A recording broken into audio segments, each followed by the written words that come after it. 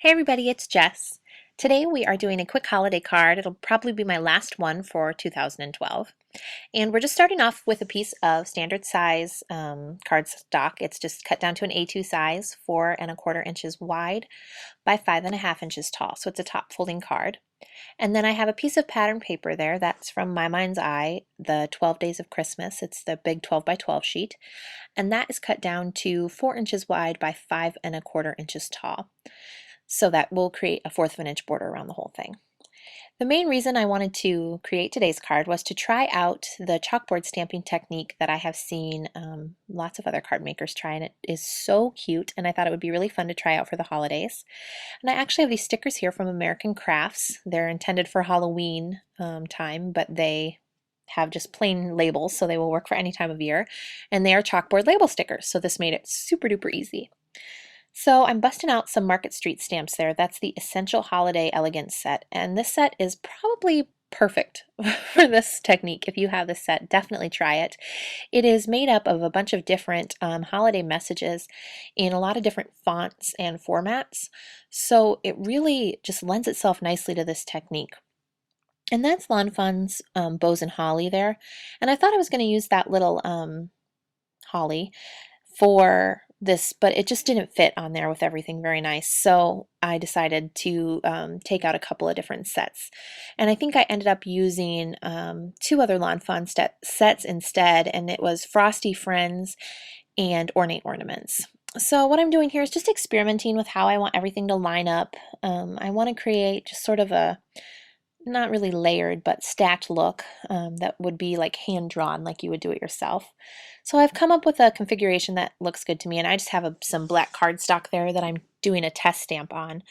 But I can see that I don't like how far apart they were from each other, so I'm just going to stamp them individually just for a little bit better control of where they actually go, and I can space them a little closer together than if I were to stamp them all at the same time, just because with the border around the stamps, I just couldn't get them quite where I wanted to. So I'm just stamping in some frost white ink from Colorbox there. And that is pigment ink, and I forgot how wet pigment ink stays and how it just gets everywhere.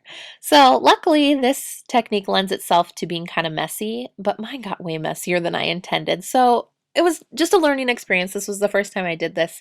So definitely I will just try to be more careful next time and get my fingers less inky and my work surface less inky. Yeah, I touched everything the whole time. So that was a little bit tricky, but good to know, good to learn.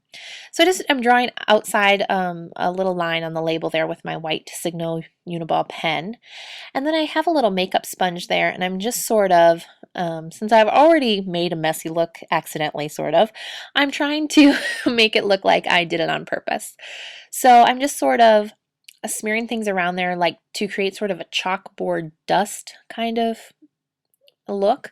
So I'm just tapping the sponge in the pigment ink, and you can see just rubbing it along the outside edges. You know how the chalkboards, if you have ever used one, they just get kind of that white dust just from being written on and erased so many times. That sort of builds up around the edges. So I just wanted to sort of create the look of that around the edge of this little label here. And again, it really did get more messy than I intended, but that's okay. So I've mounted the little label on the card already. You can see it up there in the top right corner. And I wanted just a little bit of an accent to finish off the whole thing. So I'm going ahead and stamping that little holly stamp there. That's from the Bows and Holly set from Lawn Fawn.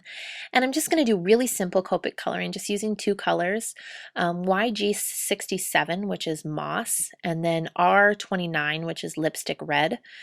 The R29 was a really nice match for the red in that background paper.